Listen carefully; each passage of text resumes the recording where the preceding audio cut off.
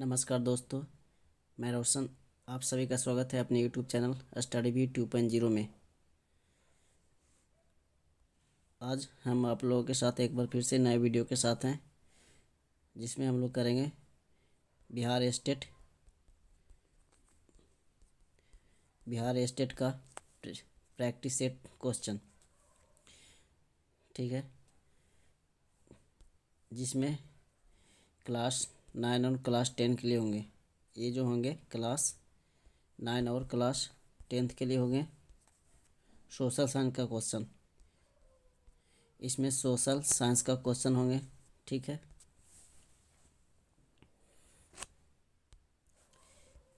इससे पहले test series 1 हमने कर लिया है ना, पिछले वीडियो में। चलिए स्टार्ट करते हैं।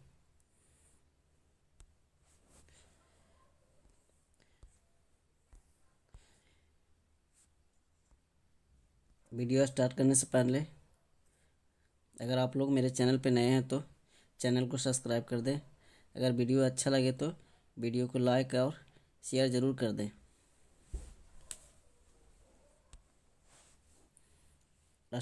चलिए आज का पहला क्वेश्चन देखते हैं।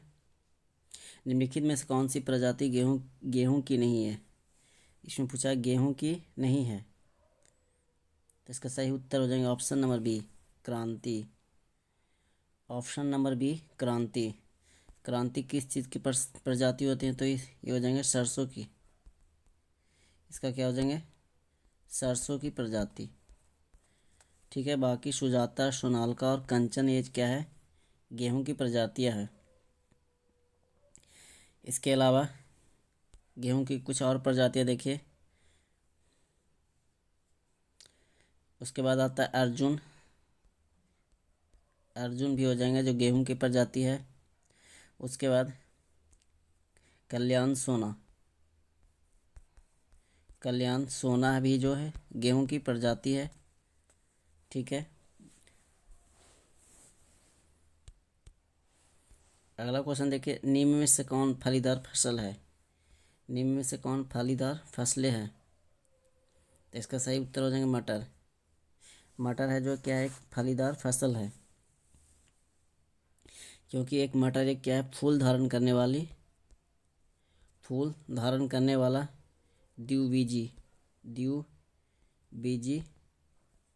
द्विबीज पत्री पौधा है ना। द्विबीज पत्री पौधा है। यह एक शाकीय पौधा होता है। यह एक क्या होता है? शाकीय। यह एक शाकीय पौधा है जो नाइट्रोजन को क्या करता है? स्थिरीकरण करता है। नाइट्रोजन को स्थिरीकरण करता है ना, उसको बनाए रखने में मदद करता है।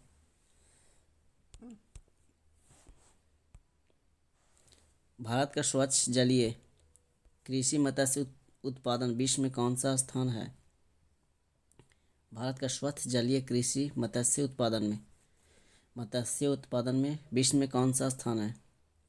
तो इसका सही उत्तर हो जाएंगे द्वितीय स्थान। इसका सही उत्तर हो जाएंगे द्वितीय स्थान। ठीक है, भारत है जो अगर सबसे बड़ा मछली उत्पादक देश है, ये तीसरा सबसे बड़ा मछली उत्पादन देश है। तीसरा सबसे बड़ा मछली उत्पादन देश है, जो मछली उत्पादन में लगभग 8% का योगदान देता है, और जलीय कृषि उत्पादन में दूसरे स्थान पे है। जलीय कृषि उत्पादन में ये कौन सा दूसरे स्थान पे है? भारत में बात करें तो सबसे ज़्यादा मछली उत्पादन करने वाला राज्य की बात करें तो सबसे बड़ा मछली उत्पादन का सबसे बड़ा उत्पाद कौन है? तो आंध्र प्रदेश हो जाएंगे, है ना। ये हो जाएंगे आंध्र प्रदेश। इसके बाद आते हैं पश्चिम बंगाल। इसके बाद क्या होना जाएंगे? पश्चिम बंगाल। अगला क्वेश्चन चलिए। मधुमक्खी फ्लोरा किसे कहते हैं? मधुमक्खी फ्लोरा किसे कहते हैं? तो इसका सही उत्तर हो जाएंगे ऑप्शन नंबर सी, पसंद किए जाने वाले पेड़ पौधे। पसंद किए जाने वाले पेड़ पौधे। ये क्या होता है कि जिनमें मधुमक्खियाँ मकरंद इकट्ठा करता है, जिनमें मधुमक्खियाँ जो मकरंद है ना। मकरंद को क्या करता है, इकट्ठा करता है। एपी, इसके बाद एपी कल्चर जो शब्द है ये किसके लिए है, मधुमक्खी के लिए। एपी कल्चर शब्द है जो मधुमक्खी के लिए है, ठीक है। वनस्पति खाद डालने हेतु प्रयुक्त भूरी सामग्री निम्न में से किस पदार्थ से बनी, किस किस पदार्थ से समृद्ध होती है। तो इसका सही उत्तर हो जाएगा ऑप्शन नंबर सी। वनस्पति खाद डालने हेतु प्रयुक्त भूरी सामग्री कार्बन से क्या होती है, समृद्ध होती है। वनस्पति खाद मिट्टी के पोषक तत्व की उपलब्धता को क्या करता है, ये बढ़ोतरी करता है ना।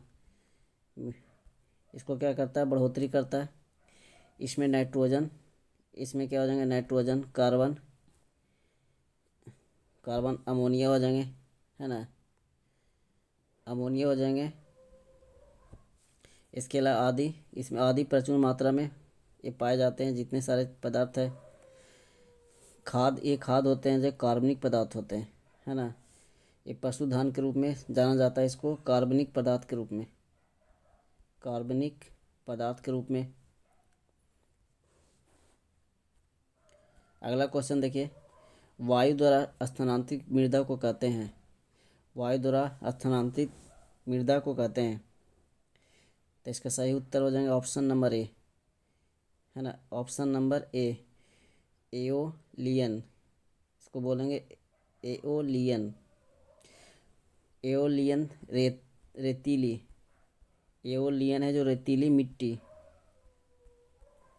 मिट्टी हवा की प्रक्रिया द्वारा रेतीली मूल पदार्थ से बनती है।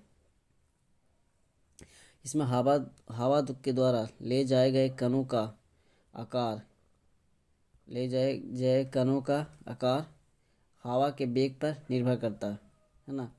इसमें हवा के वेग पर निर्भर करता है, ठीक है। अगला क्वेश्चन देखिए, निम्नलिखित में से कौन सा पदार्थ, रासायनिक पदार्थ पोषक तत्व से समृद्ध है। निम्नलिखित में से कौन सा रासायनिक पदार्थ पोषक तत्वों से समृद्ध है। पोषक तत्व रासायनिक पदार्थ की बात करें तो इसका सही उत्तर हो जाएंगे उर्वरक। इसका सही उत्तर क्या हो जाएंगे, उर्वरक हो जाएंगे।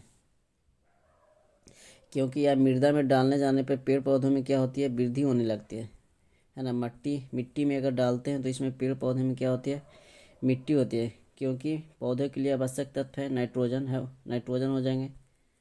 इसके अलावा फास्फोरस होंगे, है ना। इसके अलावा फास्फोरस, पोटेशियम, ये आदि सारे इसमें क्या होती है, तत्व उपलब्ध होती है जो मृदा को क्या बनाती है, उपजाऊ बनाती है, ठीक है।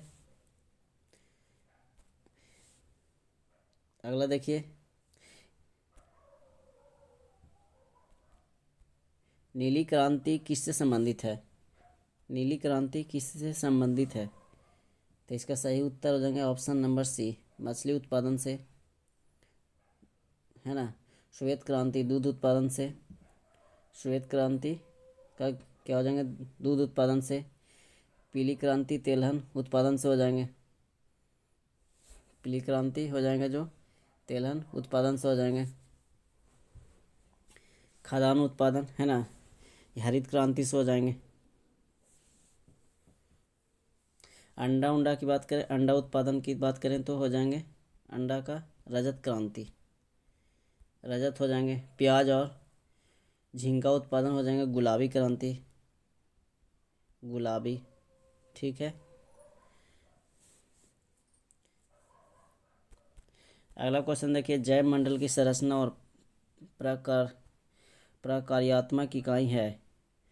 जैव मंडल की संरचनात्मक और प्रकार्यात्मक इकाई है। तो इसका सही उत्तर हो जाएंगे ऑप्शन नंबर बी, पारिस्थितिकी तंत्र। इसका सही उत्तर क्या हो जाएंगे, पारिस्थितिकी तंत्र। पारिस्थितिकी तंत्र जो है जैव मंडल की संरचनात्मक और प्रक्रियात्मक इकाई है। क्योंकि पृथ्वी पर विद्यमान सभी जीव क्षेत्र को सामूहिक रूप से जैव मंडल नहीं कहते हैं, है ना। पृथ्वी पर जितने भी ये क्या है कि जीवन या तो जीवन समूह वाले क्षेत्र सामूहिक रूप से जैव मंडल ही कहलाते हैं।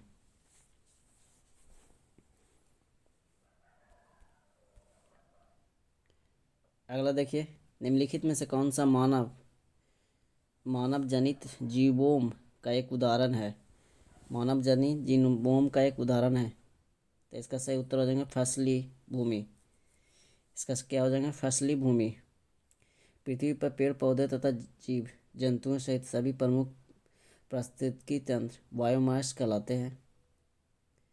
ठीक है, बायोमास ये कैसे एक से अधिक महाद्वीपों तक फैल सकते हैं और इसमें विभिन्न प्रकार के आवास शामिल हो सकते हैं। बायोमास लगभग कितने प्रकार के, 7 प्रकार के होते हैं। उष्णकटिबंधीय, रेगिस्तान, टुंड्रा, टैगा, है ना, घास स्थल, इसके अलावा सवाना।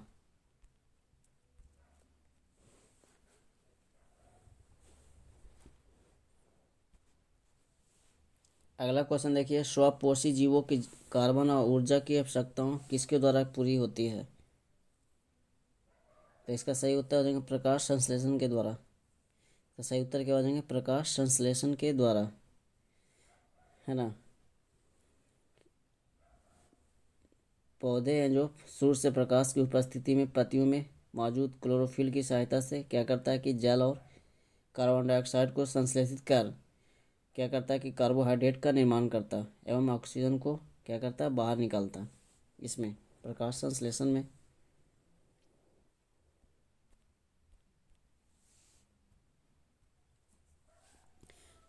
अगला क्वेश्चन देखिए, जैव अनियन क्रिया की किस प्रकार में एक जाति को लाभ तथा दूसरी जाति को हानि होती है। तो इसका हो जाएगा परजीविता। इसका सही उत्तर हो जाएगा परजीविता, है ना। एग्जाम्पल के तौर पर समझ सकते हैं अमरवेल का पौधा, इसके अलावा जू, है ना, जू जो होते हैं, जू एक जाति को क्या होता है कि उसमें लाभ होता है और दूसरे जाति को हानि होती है। ठीक है, परजीवी ऐसी स्थिति में होती है कि परजीवी अपने आश्रयता से पोषण प्राप्त कर उसे नुकसान पहुंचाता, पर सामान्य उसे मारता नहीं है। उसको हम क्या बोलते हैं, परजीवी या परजीविता। जैसे अगर हमारे शरीर में या हमारे क्या है कि सर में क्या है कि जू है ना, हमारे सर में जू होते हैं। तो जू अगर होते हैं तो इसमें क्या होगा कि वो अपने फ़ायदे के लिए जू सर से क्या करेंगे, उस खून को चूस लेंगे, है ना।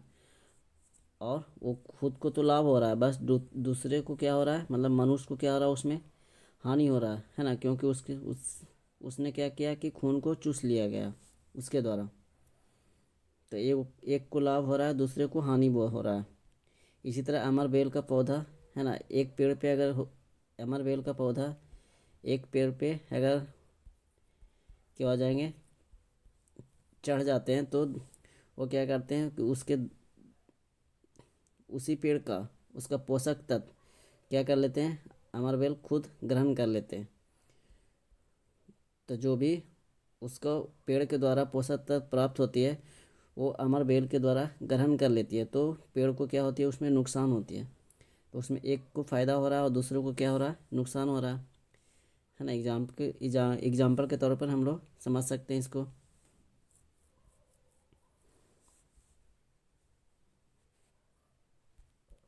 अगला देखिए,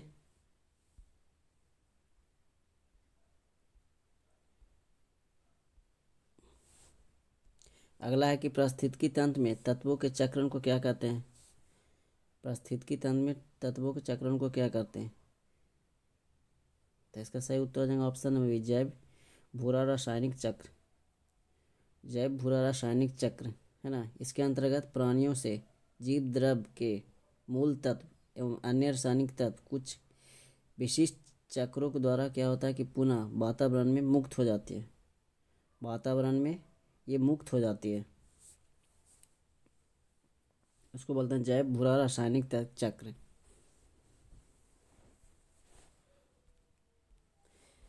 अगला क्वेश्चन है, भारत का सबसे बड़ा जैव मंडल आरक्षित क्षेत्र कौन है? भारत का सबसे बड़ा जैव मंडल आरक्षित क्षेत्र कौन है? तो इसका सही उत्तर देंगे great run of Kutch. Great run of Kutch. इसकी लंबाई की बात करें तो 12,454 किलोमीटर हो जाएंगे, है ना, 12,454 किलोमीटर। भारत की दूसरी सबसे बड़ा बायोस्फीयर रिजर्व मन्नार की खाड़ी। सेकंड की बात करेंगे तो ये मन्नार की खाड़ी हो जाएंगे। इसका भी लंबाई लगभग 10,500 हो जाएंगे, 10,500 हो जाएंगे। ठीक है। भारत में लगभग 18 जैव मंडल क्षेत्र आरक्षित है। कितने? 18 जैव मंडल क्षेत्र है जो आरक्षित है। इसमें कुछ हम बता देते हैं। पहला नीलगिरी हो जाएंगे, नीलगिरी, है ना, ये वाला नीलगिरी। उसके बाद जो तमिलनाडु में, फिर केरल हो जाएंगे, केरल। नीलगिरी है जो कहाँ कहाँ से, केरल, कर्नाटक और तमिलनाडु में फैला। फिर उसके बाद नंदा देवी जो उत्तराखंड में। इसके बाद आते हैं नोकरेक,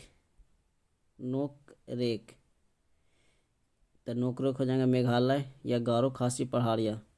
उसके मानस हो जाएंगे जो आसाम में है। सुंदरबन हो जाएंगे, सुंदरबन कहाँ पे है? पश्चिम बंगाल में आ जाएंगे।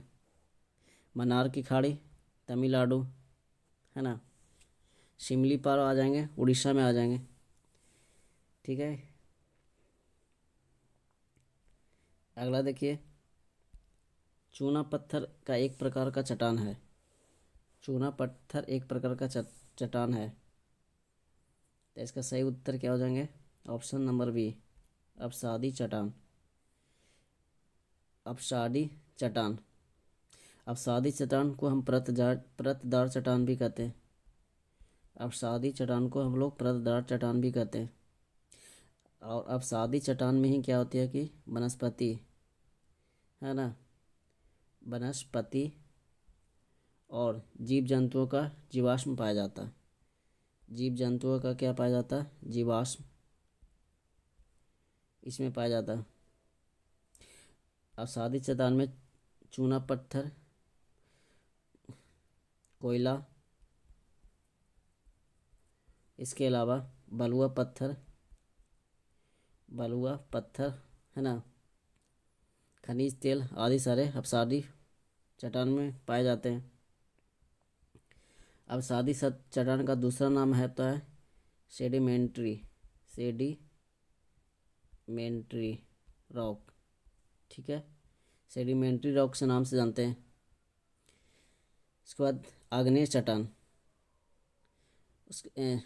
आग्नेय चट्टान ये जो इसमें है, जो ये ग्रेनाइट वगैरह, है ना, आग्नेय चट्टान में ग्रेनाइट और बेसाल्ट वगैरह पाए जाते हैं आग्नेय चट्टान में।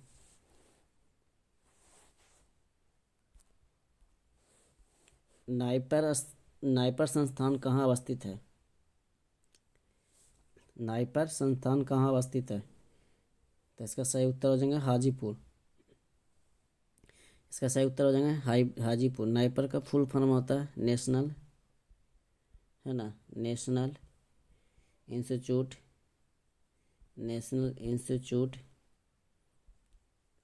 ऑफ, उसके बाद आते हैं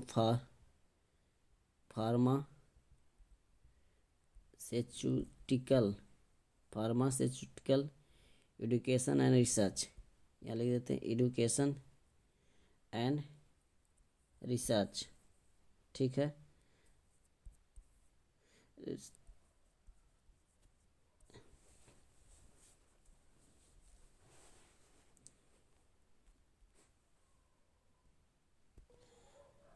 अगला क्वेश्चन है कि नदी के डेल्टा भाग में किस प्रकार की वन मिलते हैं? इसका सही उत्तर हो जाएंगे मैनग्रोव वन। नदी के डेल्टा भाग में किस प्रकार के वन मिलते हैं? तो हो जाएंगे मैनग्रोव वन। अधिक वर्षा वाले क्षेत्र, पश्चिमी घाट, पश्चिमी घाट, उसके बाद अंडमान निकोबार क्षेत्र और असम के ऊपरी भाग में उसको हम लोग उष्ण उष्ण कटिबंधीय, है ना, उष्ण कटिबंधीय सदाबहार वन, उष्ण कटिबंधीय सदाबहार वन पाए जाते हैं।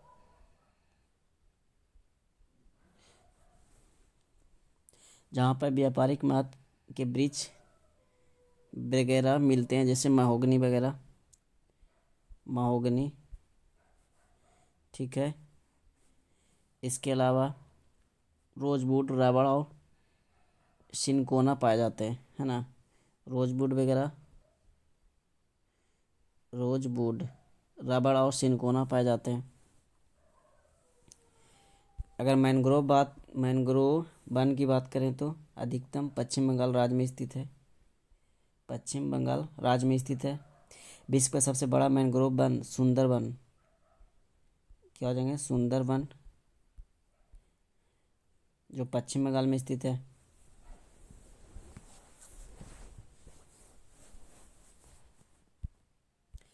अगला देखिए, उष्णकटिबंधीय मरुस्थल क्षेत्रों की वनस्पति को क्या कहते हैं? तो इसका सही उत्तर हो जाएगा जेरोफाइट।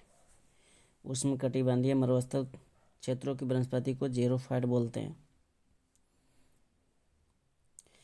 लिथोफाइट, अगर लिथोफाइट चट्टानों पर उगने वाला वनस्पति है, क्या है कि ये चट्टानों पर उगने वाला वनस्पति है, लिथोफाइट। मेसोफाइट, मेसोफाइट ये क्या है कि मिट्टी, मेसोफाइट मिट्टी पर उगने वाला क्या है, ये वनस्पति है ना, क्योंकि यहाँ पे मध्य वर्षा वाला क्षेत्र होता है मेसोफाइट में।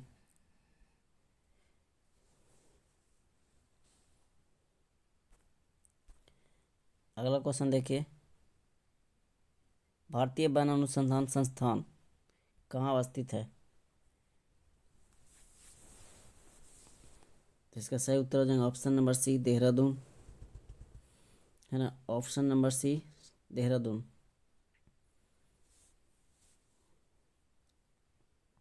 केंद्रीय चावल अनुसंधान की बात करें तो क्या हो जाएंगे, कटक, कटक, केंद्रीय चावल अनुसंधान कटक। केंद्रीय कपास अनुसंधान, कपास के लिए हो जाएंगे नागपुर, कपास के लिए नागपुर।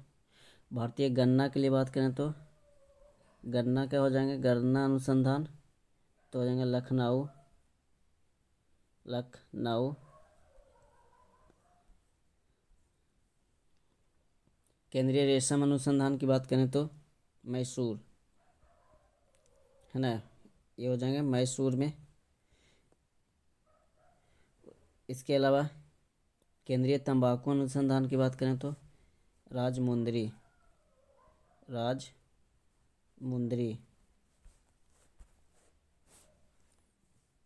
भारतीय दलहन अनुसंधान की बात करें तो दलहन हो जाएंगे कानपुर, दलहन का कहाँ हो जाएंगे, कानपुर। और भारतीय चाय अनुसंधान की बात करें तो ये हो जाएंगे जोरहट, जो कहाँ पे पड़ते हैं, आसाम में, है ना, असम में या आसाम, जो भी बोले।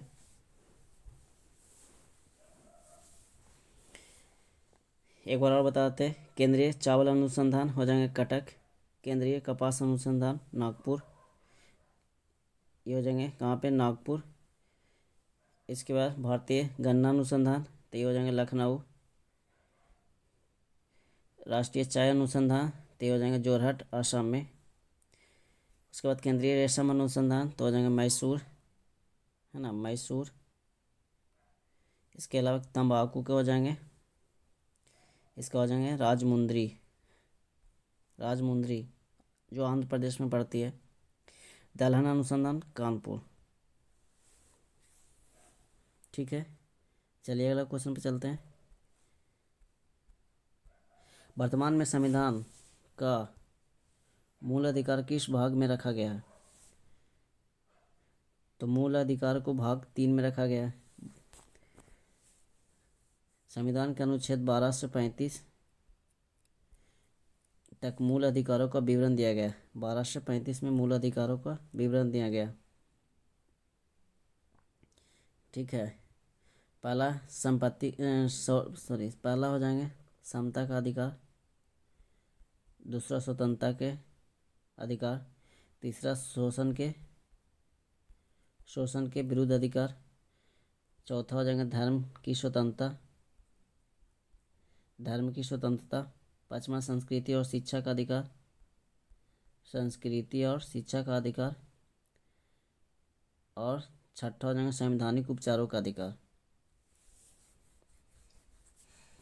ठीक है। अगला क्वेश्चन देखिए, क्वेश्चन नंबर 21। बिहार में अंतिम बार राष्ट्रपति शासन कब लगाया गया था? तो अंतिम बार पूछा है ना, तो इसका सही उत्तर देंगे 7 मार्च 2005 को। 7 मार्च 2005 को है। अगर बिहार में पहली बार राष्ट्रपति शासन लगाया गया था तो हो जाएंगे 29 जून 1968 में, 1968, 29 जून 1968। ठीक है।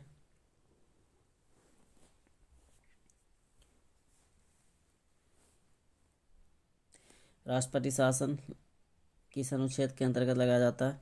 अनुच्छेद हो जाएगा 356, है ना, अनुच्छेद 356 के अंतर्गत। अगला देखिए कि भारत में नियंत्रक एवं महालेखा परीक्षक की नियुक्ति कौन करता है? तो इसका सही उत्तर हो जाएगा ऑप्शन नंबर बी, राष्ट्रपति, है ना, अनुच्छेद 148 के तहत। अनुच्छेद 148 के तहत नियंत्रक एवं महालेखा परीक्षक की नियुक्ति करता है राष्ट्रपति के द्वारा। इसका कार्यकाल कितने वर्ष के होते हैं? 6 वर्ष होते हैं और अधिकतम 65 वर्ष तक। 6 वर्ष या अधिकतम जो 65 वर्ष, इसमें से जो पहले पूरा हुआ।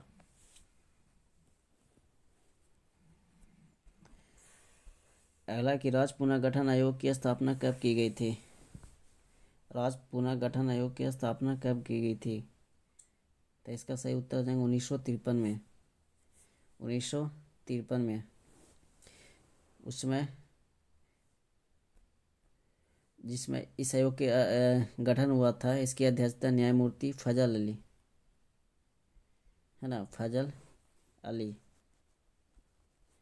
के द्वारा की गई थी।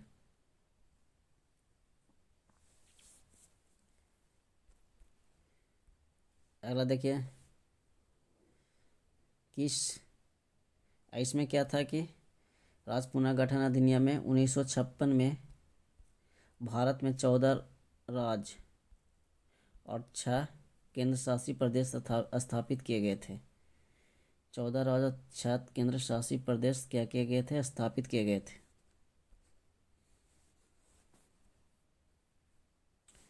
और 1953 में आंध्र प्रदेश को भाषा के आधार पर राज्य का गठन किया गया था। भाषाई आधार पर राज्य का गठन किया गया था। निम्न में से किस राज्य का अभ्युदय वर्ष 2000 में हुआ था? अभ्युदय वर्ष 2000 में हुआ था। तो इसका सही उत्तर क्या हो जाएंगे? ऑप्शन नंबर सी, दोनों का। छत्तीसगढ़, उत्तराखंड का। क्या हो जाएंगे? छत्तीसगढ़ और उत्तराखंड का। छत्तीसगढ़ बने थे एमपी से, है ना। छत्तीसगढ़ कहाँ से अलग हुए थे? एमपी से। उत्तराखंड यूपी से।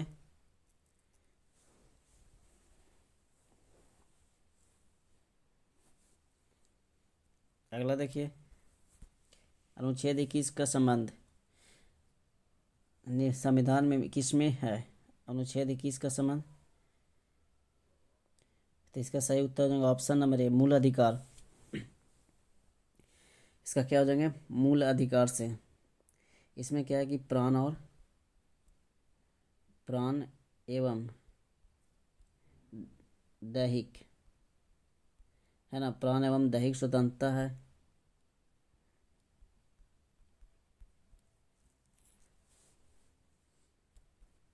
अगला देखिए, स्वतंत्र भारत में पहले मंत्रिमंडल 1947 में श्रम मंत्री कौन थे? 1947 में श्रम मंत्री, तो इसका सही उत्तर हो जाएगा option number B, Jagjivan Ram. Option number B, Jagjivan Ram. Rajendra Prasad की बात करें तो खाद्य एवं कृषि मंत्री थे। खाद्य एवं कृषि मंत्री थे। इसके बाद इसमें और आते हैं सरदार बलदेव सिंह, तो ये रक्षा मंत्री हो जाएंगे।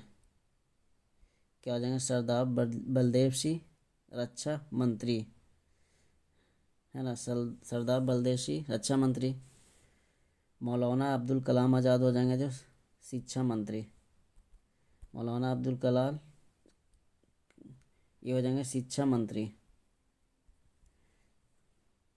जॉन मथाई रेल परिवहन मंत्री है। जॉन मथाई की बात करें तो जॉन मथाई तो रेल और परिवहन मंत्री जॉन मथाई। भीमराव अंबेडकर ये हो जाएंगे विधि मंत्री। और एक और आते हैं आर के षणमुखम सेठी। आर के षणमुखम सेठी ये हो जाएंगे वित्त मंत्री।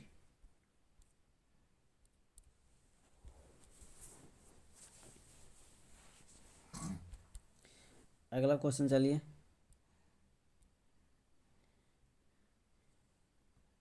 संघ की राजभाषा हिंदी और लिपि देवनागरी है, इसका उल्लेख संविधान के किस अनुच्छेद में है? तो इसका अनुच्छेद हो जाएगा 343। अनुच्छेद को 343 के 92 में संघ की राजभाषा हिंदी और क्या है? लिपि है। 343 के 92 में, है ना। संघ की राजभाषा हिंदी और लिपि देवनागरी है। 120 के तहत अनुच्छेद संसद की कार्यवाहियों में भाषा की संबंध है।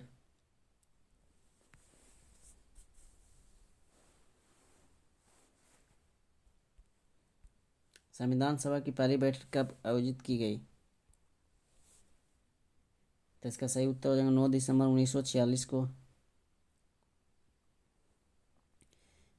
इसके अध्यक्ष अस्थायी अध्यक्ष थे। अस्थायी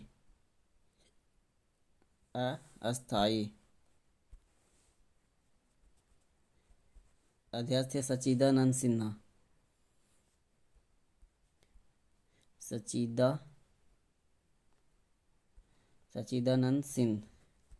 सच्चिदानंद सिन्हा। इसके बाद 11 दिसंबर 1946 को हुआ था। इनके अध्यक्ष कौन थे? डॉक्टर राजेंद्र प्रसाद, जो अस्थायी अध्यक्ष थे।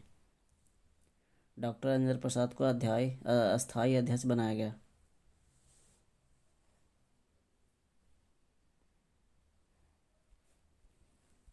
निम्नलिखित में से किस नदी को दक्षिण का गंगा कहते हैं? तो इसका सही उत्तर आ जाएंगे गोदावरी। दक्षिण भारत की सबसे बड़ी नदी है गोदावरी। 1465 किलोमीटर इसकी लंबाई है। और ये बंगाल की खाड़ी में क्या होती है? जाके गिर जाती है ना। बंगाल की खाड़ी में क्या होती है? गिर जाती है। गोदावरी की कुछ सहायक नदियां हैं, जैसे बेनगंगा, इसके अलावा पैनगंगा, ठीक है, इंद्रावती,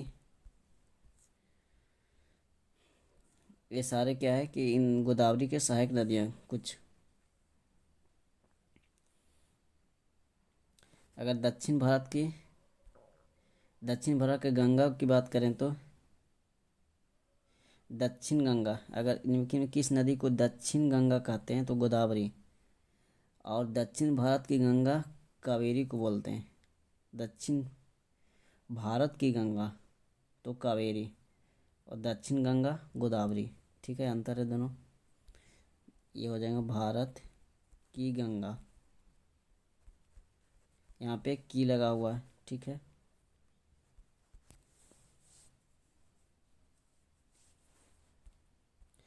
अगला देखिए, द्वितीय क्षेत्र में कौन सी सेवाएं सम्मिलित है? द्वितीय क्षेत्र में कौन सी सेवाएं सम्मिलित है? तो इसका हो जाएगा व्यापार। क्या हो जाएंगे? व्यापार। प्रथम क्षेत्र में कृषि, द्वितीय क्षेत्र में व्यापार और तृतीय क्षेत्र में हो जाएंगे, ये क्या हो जाएंगे? तृतीय क्षेत्र की बात करें तो है ना, सरकारी सेवाएं, जॉब वगैरह, है ना।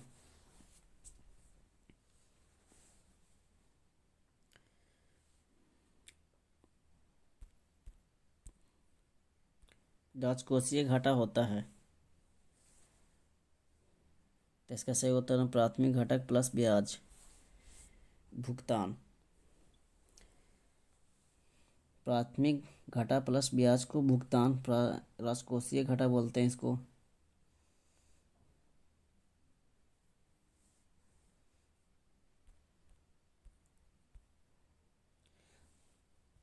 भारत में निम्नलिखित में से किस राज्य की सीमा म्यांमार के साथ नहीं लगती है? तो इसका हो जाएंगे असम, जबकि मणिपुर, अरुणाचल प्रदेश और नागालैंड ये है जो म्यांमार के साथ इसकी सीमा लगती है ना।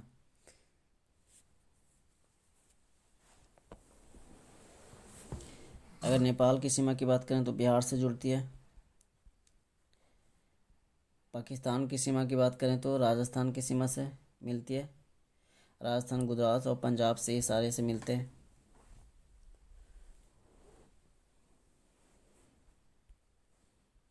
यंग इंडिया समाचार पत्र कौन निकाले थे? तो इसका सही उत्तर हो जाएंगे मोहनदास, मोहनदास के द्वारा।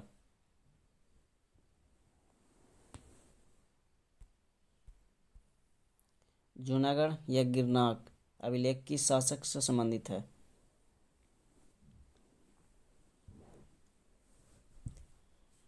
तो इसका सही उत्तर हो जाएंगे रुद्रदामन।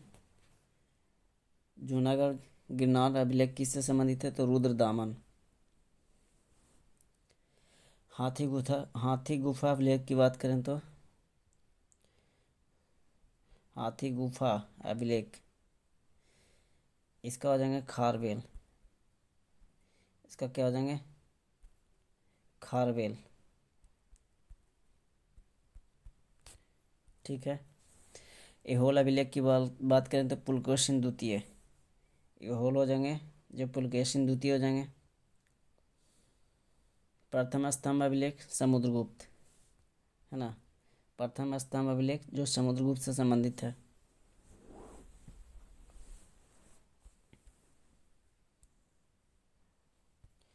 तंजौर का शिव मंदिर का निर्माण किसने करवाया? तो हो जाएंगे राजा राज प्रथम के द्वारा। राजा राज प्रथम के द्वारा।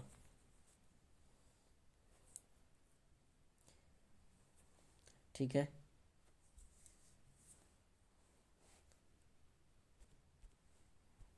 विक्रमशिला विश्वविद्यालय की स्थापना किसने की? तो इसका सही उत्तर हो जाएंगे धर्मपाल के द्वारा। ये पाल वंश के संस्थापक कौन थे? तो गोपाल, जो बौद्ध धर्म के क्या था? अनुयायी था। अब विक्रमशिला विश्वविद्यालय भी कहाँ पे स्थित है? बिहार के भागलपुर,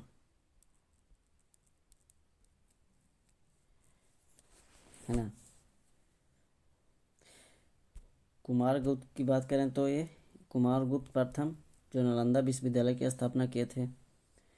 नालंदा विश्वविद्यालय की स्थापना किया था 5वीं शताब्दी में। 5वीं शताब्दी में।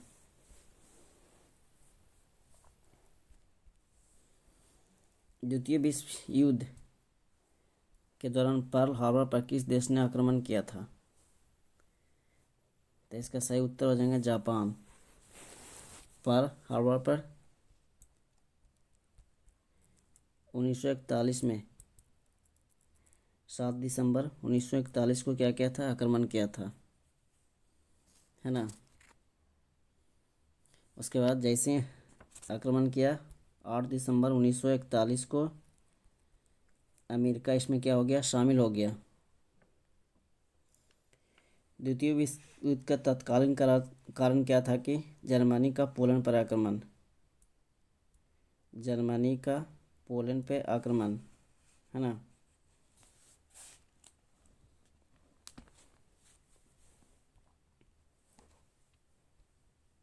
निम्नलिखित में से कौन सी नदी फतुहा के पास गंगा में मिलती है।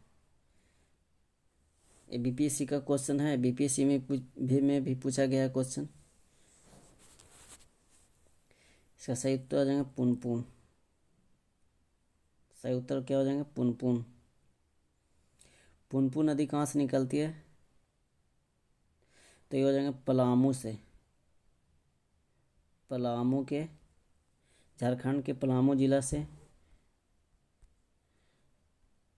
चोरहा पहाड़ी से निकलती है। चोरहा पहाड़ी से निकलती है, पलामू जिला के चोरहा पहाड़ी से निकलती है, ठीक है।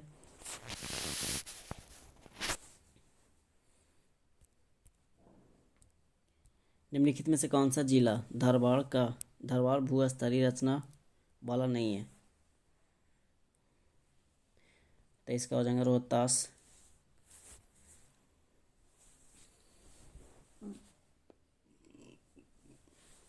ठीक है, अगला देखिए, खनिज और जिले के नीम जोड़ों में से कौन सा जोड़ा सही है, तो इसका सही उत्तर हो जाएगा option number A, limestone Kaimur में। लाइमस्टोन है जो कैमूर में पाए जाते हैं। लाइमस्टोन जिसको चूना पत्थर या सीमेंट उद्योग का प्रमुख कच्चा माल होता है ना। कैमूर और रोहतास जिला है जो चूना पत्थर के उत्पादन में महत्वपूर्ण है। चूना पत्थर के उत्पादन में क्या है, महत्वपूर्ण है, कैमूर और रोहतास। ठीक है, रोहतास।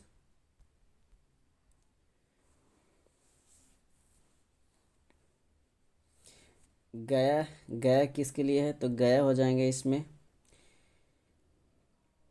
क्वार्टजाइट फिलासफर अबरख, इसके अलावा क्वार्टजाइट,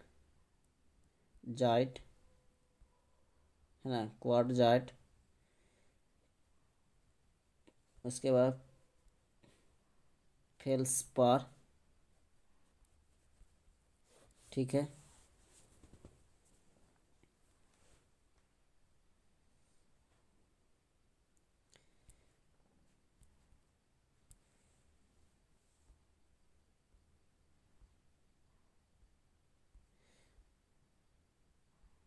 अगला क्वेश्चन देखिए, उद्योग और स्थान के नीम जोड़ों में से कौन सा जोड़ा सही नहीं है, तो इसका हो जाएगा ऑप्शन नंबर डी, रेल डिब्बा और अभियांत्रिक भागलपुर।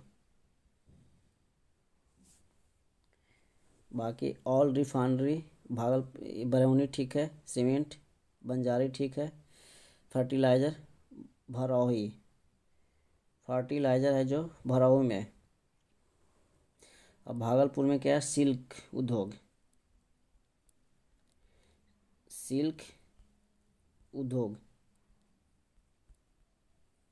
है ना, सिल्क उद्योग। इसको हम लोग रेशम का शहर भी बोलते हैं, भागलपुर को रेशम का शहर भी बोलते हैं। भागलपुर में गंगा डॉल्फिन प्रजनन केंद्र स्थापित किया गया है। भागलपुर बिहार में है जो गंगा डॉल्फिन प्रजनन केंद्र क्या किया गया, स्थापित किया गया।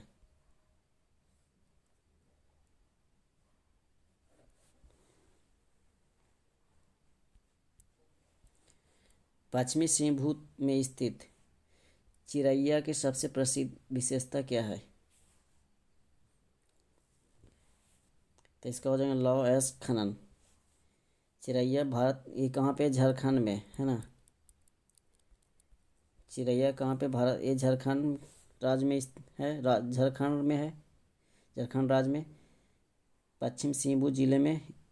ये क्या है, एक शहर स्थित है ना, एक शहर में स्थित है।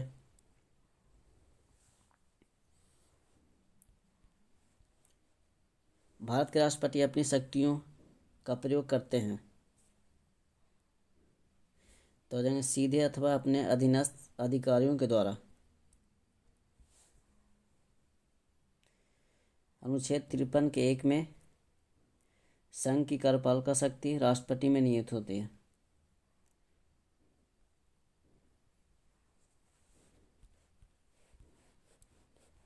निम्नलिखित में से किस कमेटी आयोग ने न्याय पंचायत बनाने की सिफारिश की थी? तो हो जाएगा अशोक मेहता कमेटी, है ना, अशोक मेहता कमेटी ने।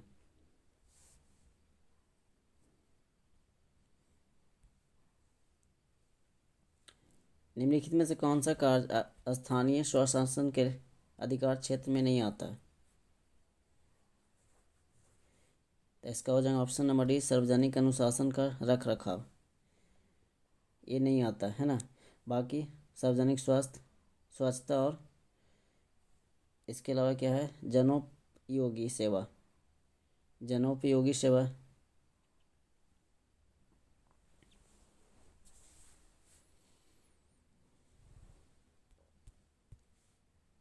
पंचायती राज प्रणाली किस अनुसूची में है? पंचायती राज प्रणाली, तो इसका हो जाएगा राज्य सूची। भारतीय संविधान की 7वीं अनुसूची में 3 अनुसूचियाँ दी गई, केंद्र सूची, राज्य सूची और समवर्ती सूची है ना। संविधान के लागू होने के समय 97 विषय थे टोटल, परंतु वर्तमान में 98 विषय है, 98 विषय है। एक हो जाएंगे केंद्र सूची, इसमें एक इसमें है, केंद्र सूची में है। अगर राज्य सूची की बात करें तो 66 विषय थे, वर्तमान में कितना हो जाएंगे, 59 हो जाएंगे। समवर्ती सूची की बात करें तो पहले 47 थे, अब कितने हो गए, 52, है ना, 52 विषय।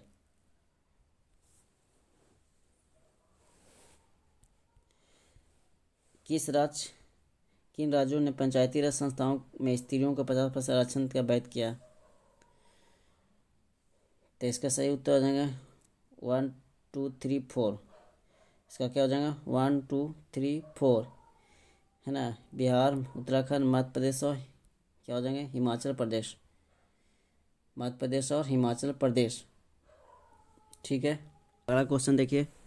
धन विधेयक पेश किया जाता है, धन विधेयक पेश किया जाता है, तो इसका सही उत्तर हो जाएगा ऑप्शन नंबर ए, केवल लोकसभा में, है ना, केवल लोकसभा में धन विधेयक पेश किया जाता है। धन विधेयक को प्रस्तुत करने से पहले राष्ट्रपति जो है, धन विधेयक को प्रस्तुत करने से पहले राष्ट्रपति, है ना, बोला जाए कि राष्ट्रपति को अनुमति ली जाती है। इसमें राष्ट्रपति धन विधेयक को पुनः विचार के लिए नहीं भेजा जा सकता। और अनुच्छेद की बात करें तो 110 के तहत धन विधेयक की परिभाषा दिया गया, और 109 में धन विधेयक की प्रक्रिया का उल्लेख है, अनुच्छेद 109 में। ठीक है,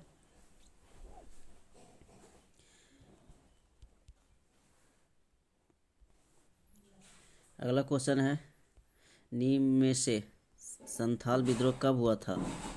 नीम में से संथाल विद्रोह कब हुआ था? इसका सही उत्तर हो जाएगा 1855 और 56 में, 1855 और 56 में प्रारंभ हुआ था, क्योंकि इस ब्रिटिश शासनकाल में आदिवासियों के विद्रोह में संथाल का विद्रोह सबसे हिंसक था, है ना। ब्रिटिश शासक काल में आदिवासियों का विद्रोह था जो सबसे हिंसक था। इसमें दानव एक कुएं के नाम से प्रसिद्ध भागलपुर के राजमहल तक भूभाग जो क्या था, संथाल का बहुमूल्य क्षेत्र था, है ना। इसका हो जाएंगे 1855 और 56 में हो जाएंगे। अगला क्वेश्चन देखिए, सुरेंद्रनाथ बनर्जी को किस वर्ष भारतीय सिविल सर्विसेज से हटाया गया? तो इसका सही उत्तर हो जाएगा ऑप्शन नंबर ए, 1874 में, है ना, 1874। आईसीएस आईसीएस में सफल होने वाले प्रथम भारतीय सत्येंद्र नाथ कौन थे? सत्येंद्र नाथ टैगोर, है ना, सत्येंद्र नाथ टैगोर थे, जो 1864 ईस्वी में पास हुए थे, 1864 ईस्वी में। ठीक है, अगला देखिए, द्वैत शासन का जनक किसे माना जाता है? द्वैत शासन का जनक किसे माना जाता है? तो इसका सही उत्तर हो जाएंगे लॉर्ड लियोनस कर्टियस को, सर लियोनस कर्टियस। सर लियोनस कर्टियस को द्वैत शासन का जनक मानते हैं ना। द्वैत शासन में शासनकाल के दो भाग में बांटा गया था। ब्रिटिश भारत में 4 बार द्वैत शासन लागू किया गया। अब बंगाल में पहली बार द्वैत शासन 1765 से लेकर 1772 तक, है ना, लागू किया गया था, जिसे रॉबर्ट क्लाइव ने क्या किया था? लागू किया था। रॉबर्ट क्लाइव ने लागू किया था।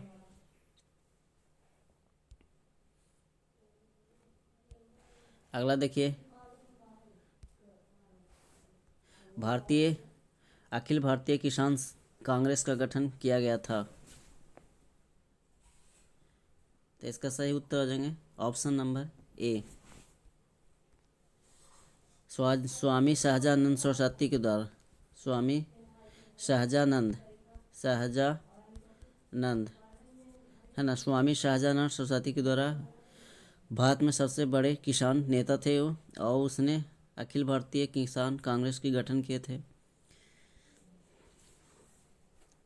इस 1936, है ना। कहाँ किए गए थे? तो ये किए गए थे लखनऊ में,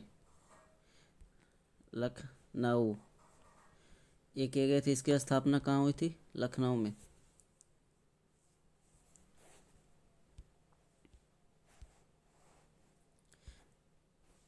अगला देखिए क्वेश्चन,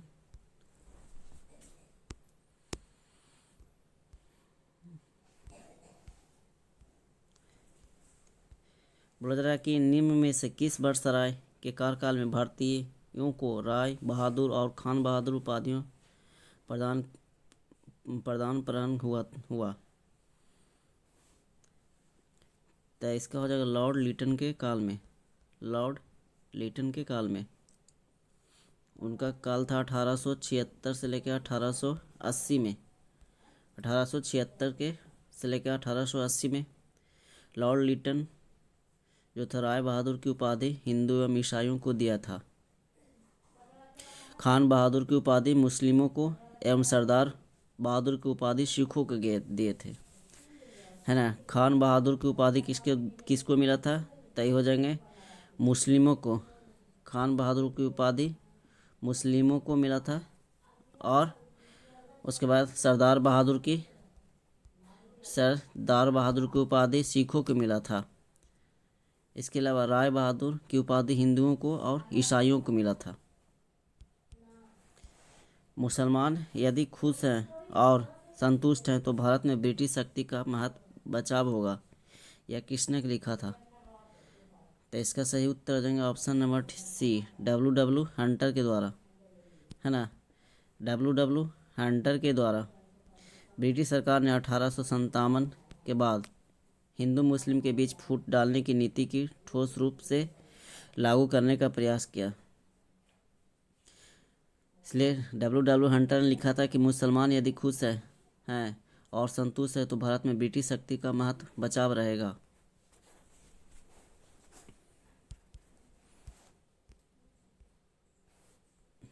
अगला, मुझे विश्वास है कि कांग्रेस अपने विनाश की तरफ जा रही है, और मेरी यह बड़ी इच्छा है भारत में रहते लोग होगी इसके शांति प्रिय निधन के लिए इसका सहायक बनूं।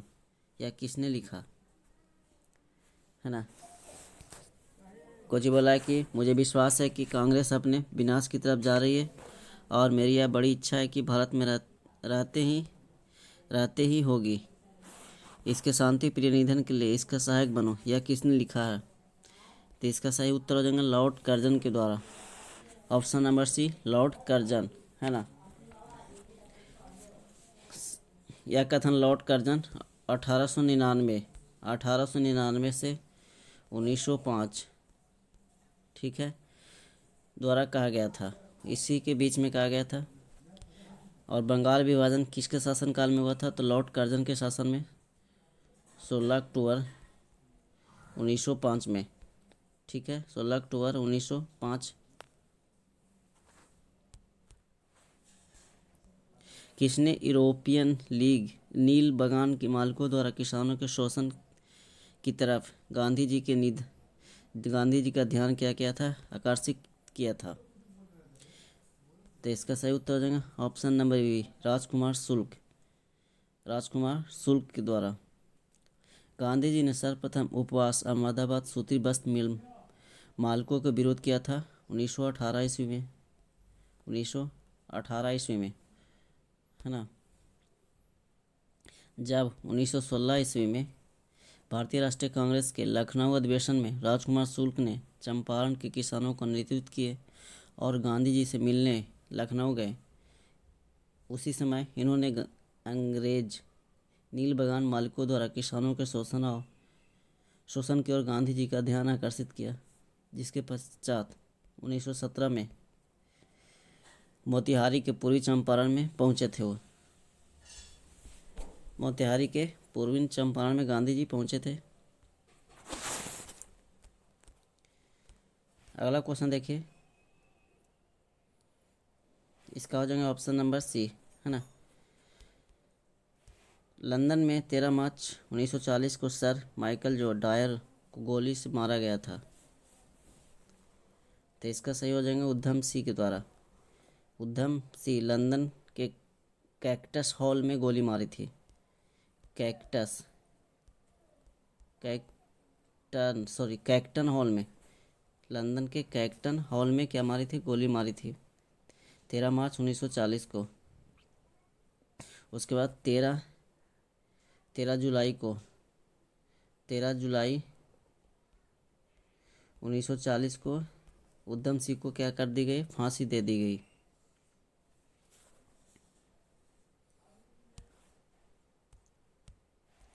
दीन ए अर्ज विभाग संबंधित था।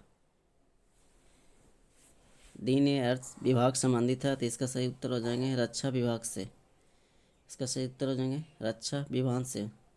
बलवन ने दीन ए अर्ज नामक सैन्य विभाग की स्थापना किए थे। इसको अध्यक्ष को बोलते थे आरिज ए मुमलिक। इसको अध्यक्ष को क्या बोलते थे? आरिज ए मालिक, है ना। बलवन ने ही रक्त एवं लौह की नीति को अपनाया था। बलवन के द्वारा ईरानी परंपराएं जैसे सिजदा जो भूमि पर लेटकर अभिवादन करता था, सिजदा प्रथन। उसके बाद पाबोस, है ना, पाबोस, सुल्तान के चरणों को चूमना, ये सब प्रारंभ किए थे बलवन के द्वारा। इसके बाद बलवन ने क्या किए थे? जिल ए इलाही, बलवन के द्वारा एक जिल ए इलाही इलाही परंपरा के स्थापना किए थे। इसमें ईश्वर का प्रतिबिंब था।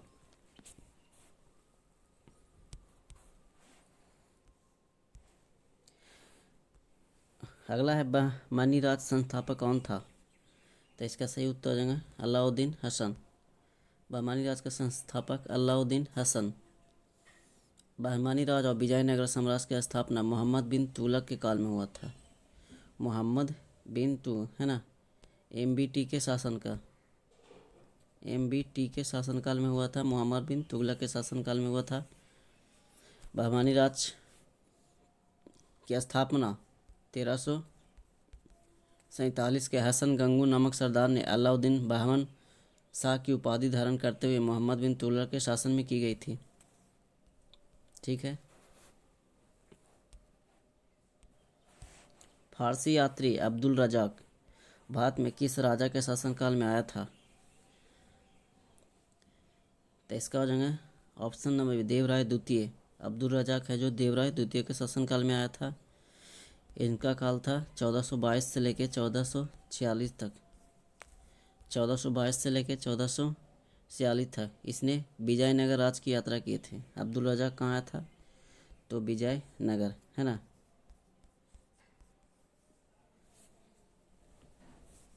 विजयनगर राज की राजधानी कहाँ था? तुंगभद्रा नदी पे हम्पी।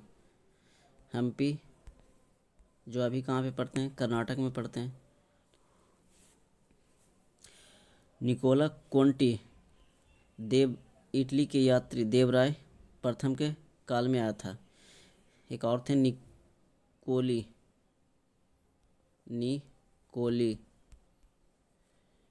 कोंटी। ये देवराय प्रथम के शासनकाल में आया था। दशवंत और बसावन प्रसिद्ध चित्रकार किस मुगल सम्राट के दरबारी थे? दशवंत और बसावन, है ना, चित्रकार है जो किस मुगल सम्राट के दरबारी थे? तो इसका सही उत्तर हो जाएगा ऑप्शन नंबर ए। इसका सही उत्तर हो जाएंगे ऑप्शन नंबर ए। इसके बाद अकबर के काल में, अगर अकबर के काल में बात करें तो अकबर में काल हिंदी साहित्य के स्वर्ण काल कहा जाता है ना, जिसमें अब्दुल रहीम खाना ने रहीम सत सई की रचना की थी। और अकबर के काल में ही रजनामा, है ना, रजनामा पांडुलिपि तैयार हुई थी, जिसे दशवंत के बनाए गए चित्रकार का उल्लेखनीय है। अकबर के कालीन प्रमुख चित्रकार दशवंत, बसावन, इसके अतिरिक्त कौन थे? महेश लाल, है ना। उसके बाद तुलसी, अब्दुल समद, उसके बाद धर्मदास, दौलत, ये सारे अकबर के चित्रकारी थे। निम्नलिखित में से कौन सा देश विश्व का सबसे अधिक केसर उत्पादन करने वाला देश है? तो इसका सही उत्तर हो जाएंगे ईरान, है ना, ईरान। अगर भारत में बोले तो सबसे ज़्यादा केसर उत्पादन वाला राज्य की बात करें तो जम्मू और कश्मीर हो जाएंगे। जम्मू और कश्मीर के किश्तवाड़ तथा पंपोर के सीमित क्षेत्रों में की जाती है। किश्तवाड़ के क्या हो जाएंगे? किश्तवाड़ और पंपोर क्षेत्र में, ठीक है।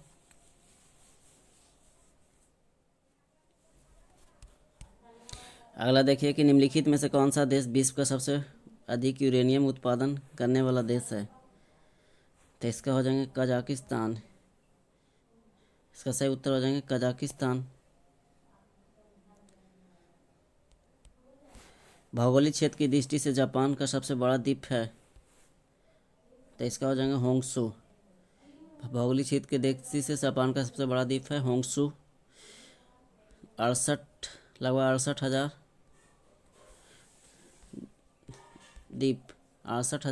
द्वीप लगभग जापान में स्थित है। इसमें प्रमुख द्वीपों के नाम बोले तो होंगशू हो गए, उसके बाद शिकोकू हो गए, है ना, कीशु हो गए, होकाडो हो गए, है ना। ये सारे क्या हैं जो प्रमुख द्वीप है।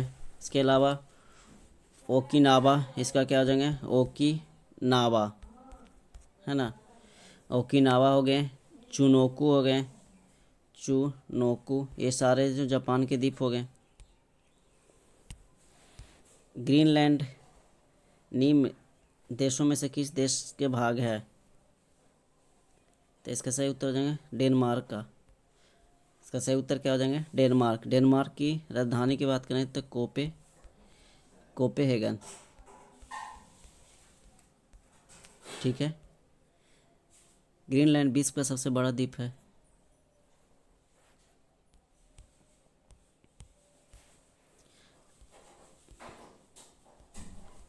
अगला देखिए, निम्न में से किस महाद्वीप में सबसे अधिक देश है? तो इसका सही उत्तर हो जाएगा ऑप्शन नंबर डी, अफ्रीका।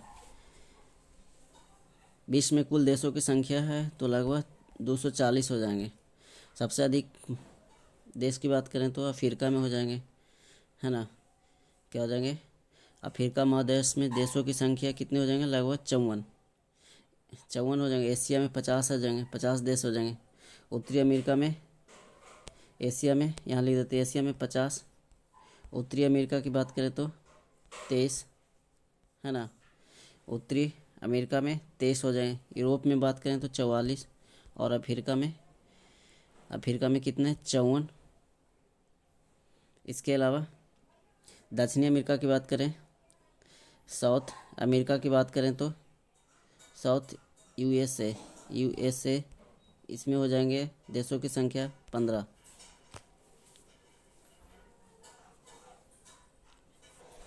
अगला क्वेश्चन देखिए,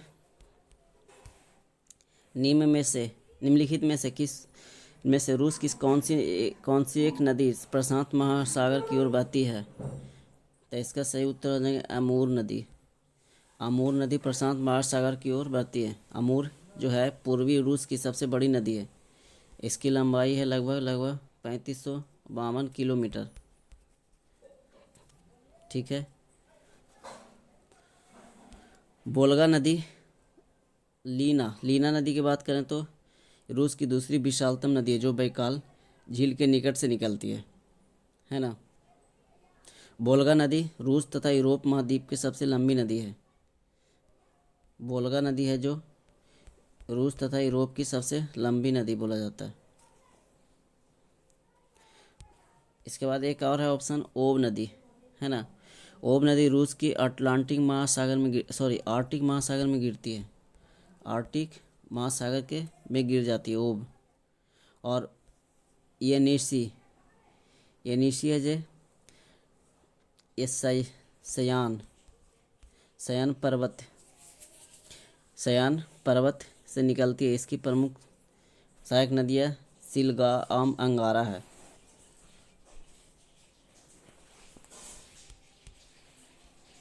ठीक है। अगर आप लोगों को वीडियो अच्छा लग रहा है तो वीडियो को लाइक कर दें। अगर चैनल पर पहली बार आए हैं तो चैनल को सब्सक्राइब कर दें, है ना। देखिए अगला क्वेश्चन, कोटा नीला बालू सर्वोच्च शिखर है। कोटा नीला बालू सर्वोच्च शिखर है, तो इसका सही उत्तर हो जाएगा मलेशिया। आप लोग जितना भी क्वेश्चन देख रहे हैं इसमें फुल डिस्कशन लगभग आप लोग के लिए करने की कोशिश कर रहे हैं, है ना, ताकि क्वेश्चन अच्छे से समझ में आ जाए। कोटा नीला बालू का सर्वोच्च शिखर है मलेशिया में। कोटा नीला बालू जिसका पुराना नाम था जेसेल्टन, इसका पुराना नाम बोले तो जेसेल्टन है ना।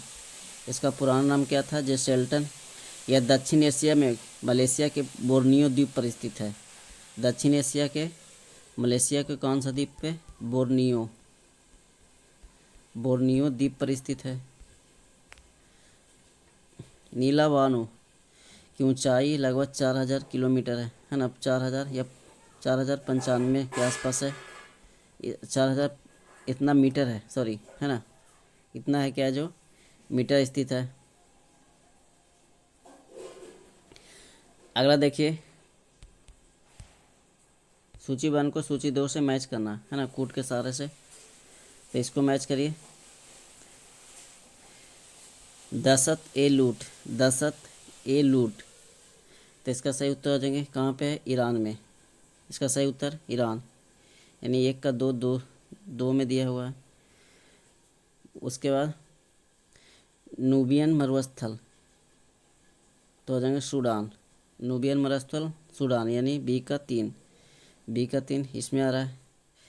उसके बाद मोजावे मरुस्थल, तो हो जाएगा इसका संयुक्त राज्य अमेरिका, यानी सी, है ना। और अल रब अल खाली तो हो जाएंगे सऊदी अरब। ठीक है, तो ऑप्शन नंबर सी इसका सही हो जाएंगे।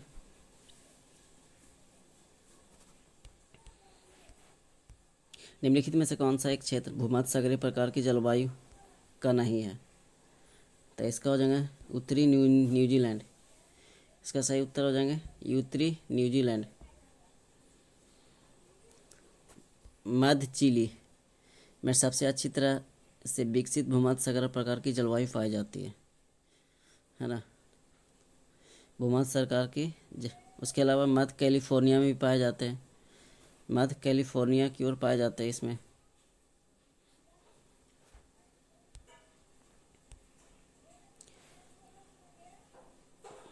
अफ्रीका के दक्षिण पश्चिम सिरे दक्षिण ऑस्ट्रेलिया और दक्षिण पश्चिम ऑस्ट्रेलिया में भी भूमध्य क्षेत्रीय जलवायु पाए जाते हैं। न्यूजीलैंड की जलवायु कोपेन की जलवायु वर्गीकरण है। न्यूजीलैंड की जलवायु है जो कोपेन की जलवायु वर्गीकरण है CFB के अंतर्गत रखा गया। इसको CFB के अंतर्गत रखा गया। अगला क्वेश्चन देखिए, निम्नलिखित में से कौन सा एक कथन सत्य नहीं है ना, इसमें नहीं पूछा। तो इसका हो जाएंगे ऑप्शन नंबर सी, कोरोसी जलवायु USA में स्थित है। ये जो गलत है, कोरोसी एक क्या है, एक ढाल है, एक ढाल ज्वालामुखी है, एक ढाल ज्वालामुखी है जो केन्या के वारिंगो झील के उत्तरी छोर पर स्थित है।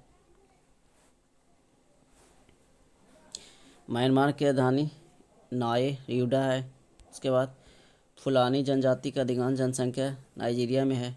ठीक है, जारविश बाकर प्रवाल द्वीप के उदाहरण है, तो ये भी सही है।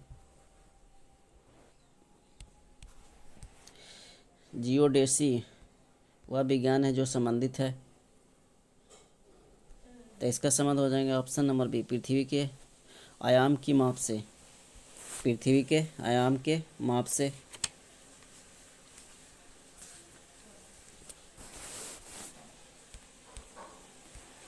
सेवेंटी थ्री पे चलिए, भारतीय संविधान की प्रकृति क्या है? तो इसका सही उत्तर हो जाएंगे ऑप्शन नंबर डी, प्रकृति में संघीय और किंतु भाव में एकात्मक है। प्राकृतिक में संधि है किंतु भाव में क्या है, एकात्मक है।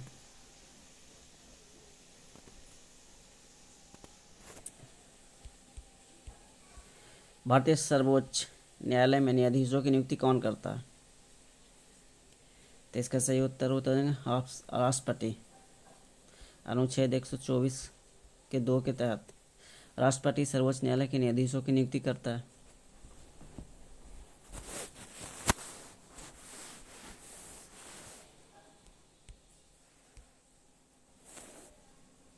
अगला क्वेश्चन देखिए 75, राज्यसभा का प्रधान अध्यक्ष कौन होता है?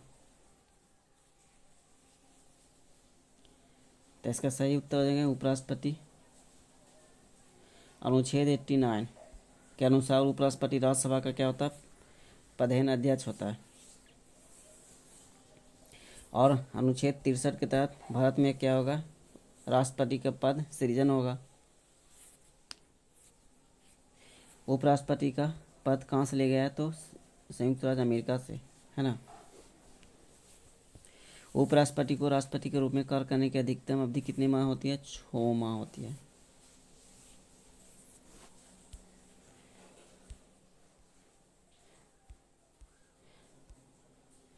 अगला है कि भारत का प्रधानमंत्री किसके प्रति जवाबदेह होता है? तो इसका हो जाएंगे लोकसभा। अनुच्छेद 74 के समय।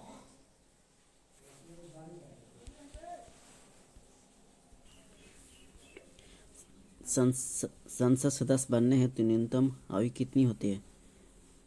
तो इसका सही उत्तर हो जाएगा ऑप्शन नंबर सी, 25 वर्ष। अनुच्छेद 84 के तहत संसद की सदस्य से संबंधित है। भारत की संसद राष्ट्रपति, राज्यसभा, लोकसभा में मिलकर बनी होती है ना, जो अनुच्छेद 79 के तहत है। राज्यसभा का सदस्य के लिए न्यूनतम आयु 25 वर्ष होती है। राज्यसभा का 30 वर्ष, लोकसभा के लिए 25 वर्ष। राज्यसभा में सदस्यों की संख्या अधिकतम 250, लोकसभा में अधिकतम कितना हो सकती है?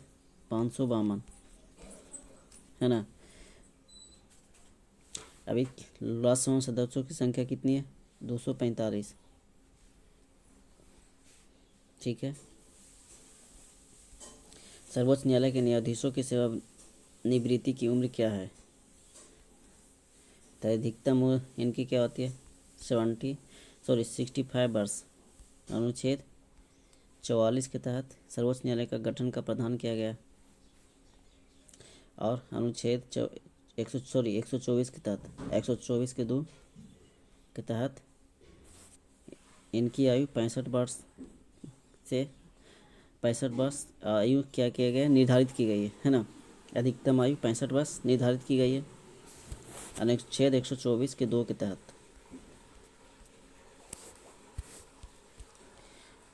अगला देखिए, भारतीय उच्चायुक्त के पद का किस अधिनियम से सृजन हुआ है? तो इसका हो जाएगा ऑप्शन नंबर बी, भारत शासन अधिनियम 1919 के तहत। भारतीय शासन अधिनियम 1919 में मॉन्टेग्यू चेम्स्फोर्ड सुधार के नाम से भी जाना जाता है इसको, है ना।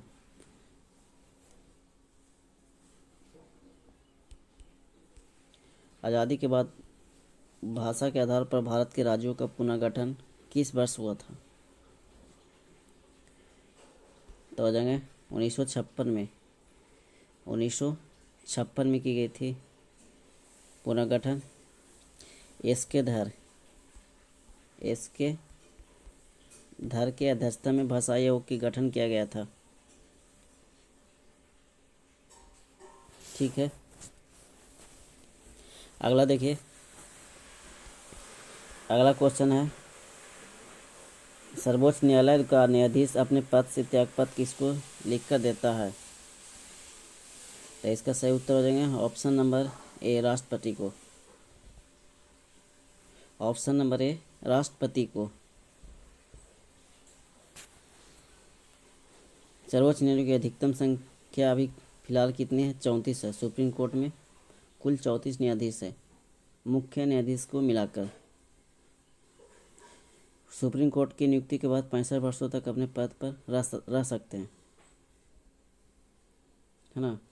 अनुच्छेद 124 से लेके 147 तक उच्चतम न्यायालय के संबंध क्या है? उपबंध है।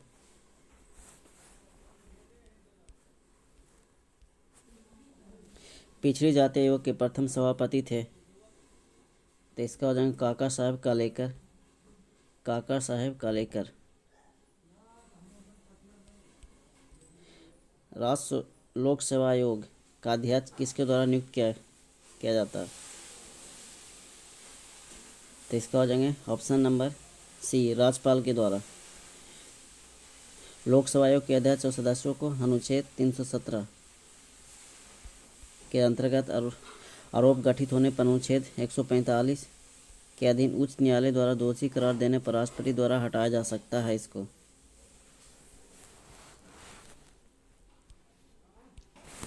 भारत में कागज का प्रयोग कब से प्रारंभ हुआ है?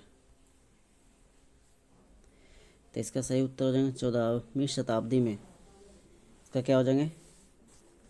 इसका ऑप्शन हो जाएंगे ऑप्शन नंबर ए, है ना, 12वीं शताब्दी में। सबसे पहले कागज़ का प्रयोग कहाँ हुआ था? चीन में हुआ था, है ना। सबसे पहले कागज़ का प्रयोग चीन में की गई थी। कागज़ मिल की स्थापना की बात करें तो 1870 में सबसे पहले कलकत्ता में हुई थी।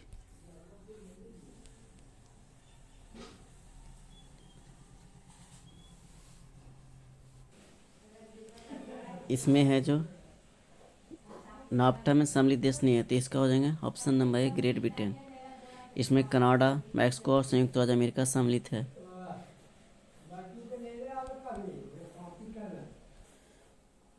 अगला क्वेश्चन है, भारत ने संयुक्त राष्ट्र सुरक्षा परिषद के एक अस्थायी सदस्य के रूप में अपना 2 साल कार्यकाल किस तारीख को शुरू किया? तो हो जाएंगे 1 जनवरी 2021 को। इसका सही उत्तर हो जाएंगे 1 जनवरी 2021 को, है ना।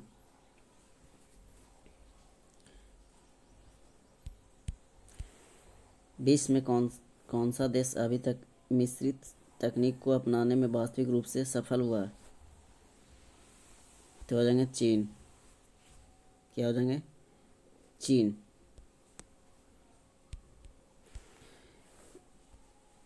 स्पिनिंग जेनी की खोज किसने की? तो हो जाएंगे जेम्स हारग्रीव्स।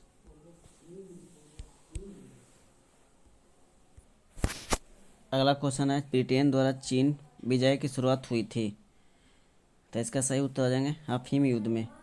अफीम युद्ध 1839 से 1842 के अवधि में प्रथम अफीम युद्ध की शुरुआत हुई थी। द्वितीय अफीम युद्ध 1856-60 में हुई थी। अमेरिका उपनिवेशों का सेनापति कौन था? तो इसका हो जाएगा जॉर्ज वाशिंगटन। 1775 ईस्वी में 1775 से 1783 ईस्वी के बीच हुए थे, है ना। अमेरिका 13 उपनिवेशों में ब्रिटेन पर अधिकार था, जो अमेरिका के राष्ट्रपति के द्वारा किया गया था, जॉर्ज वाशिंगटन के द्वारा। गंधार मूर्ति कला की सर्वोच्चतम कृतियाँ कब प्रकट हुई? तो इसका सही उत्तर हो जाएगा ऑप्शन नंबर बी, कुषाण काल में। इसका क्या हो जाएगा? कुषाण काल में।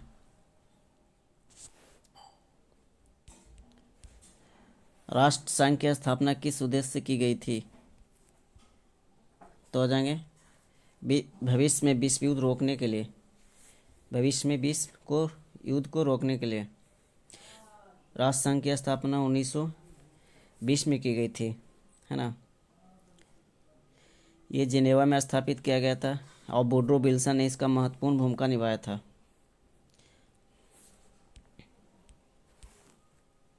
अगला देखिए, यूरोप का मरीज किसे कहते हैं? तो इसका हो जाएगा सही उत्तर तुर्की को। अगला क्वेश्चन देखिए, लाल कुर्ती की टुकड़ी का गठन किसने किया था? तो इसका हो जाएंगे गैरीबाल्डी ने। गैरीबाल्डी ने।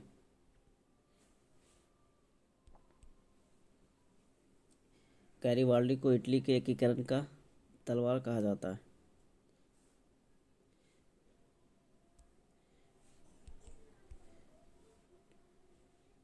कंबोडिया फ्रांस का संरक्षित राज्य किस वर्ष बना? तो हो जाएगा 1963 में।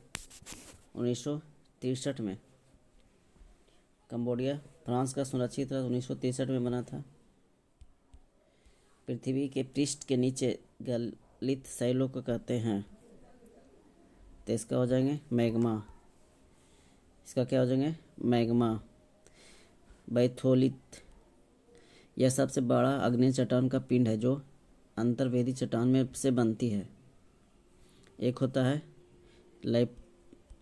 लैपोलिथ, है ना। जब मैग्मा जमकर तस्तरीनुमा आकार ग्रहण कर लेता है उसको बोलते हैं लैपोलिथ।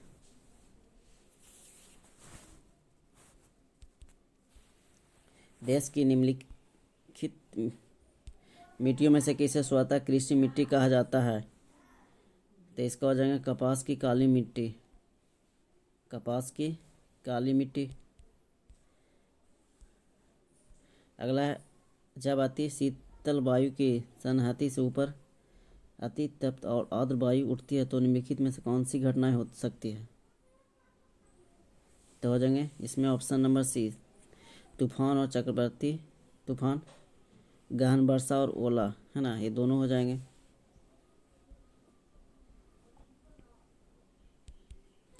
अगला देखिए, किसने लिखा है कि स्वतंत्रता का अर्थ बंधनों का अभाव है?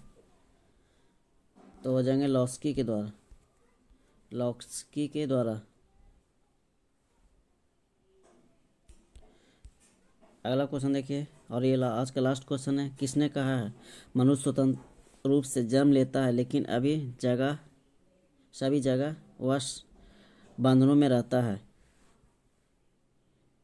तो इसका हो जाएंगे रूसो के द्वारा। इसका क्या हो जाएंगे? रूसो के द्वारा। जो स्वतंत्र रूप से जन्म लेता है लेकिन वह सभी जगह बंधनों में रहता है। उनकी दृष्टि से व्यक्ति अपनी भलाई के संबंध में अपने आप को विचार कर सकता है। ठीक है, ये आज का लास्ट क्वेश्चन था।